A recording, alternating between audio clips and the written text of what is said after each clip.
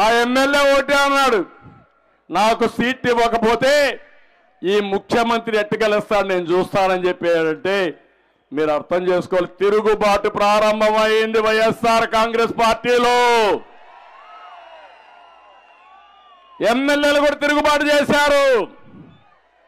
ఈ తిరుగుబాటు ఇప్పటితో ఆగదు, ఇంకా ఎక్కువ పోతుంది.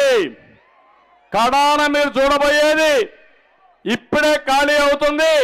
మనం గేట్లు ఓపెన్ చేస్తే సగం ఖాళీ అవుతుంది. చంద్రబాబు నాయుడు వయసు వచ్చింది కానీ బుద్ధి రాల, మతి భ్రమించి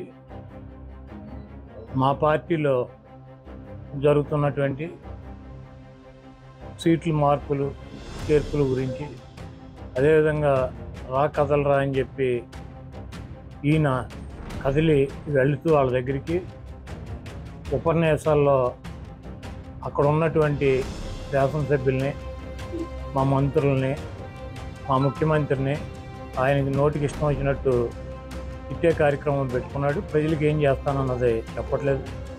నిన్న చంద్రబాబు నాయుడు తలుపులు కనుక తీస్తే మా పార్టీ ఖాళీ అవుతుందని చెబుతున్నాడు. చంద్రబాబు నాయుడు పంప గోడు తలుపులు అన్నీ కూడా 2019 రాష్ట్ర ప్రజలు పీకి ఆయన్ని హైదరాబాద్ పార్సిల్ చేశారు.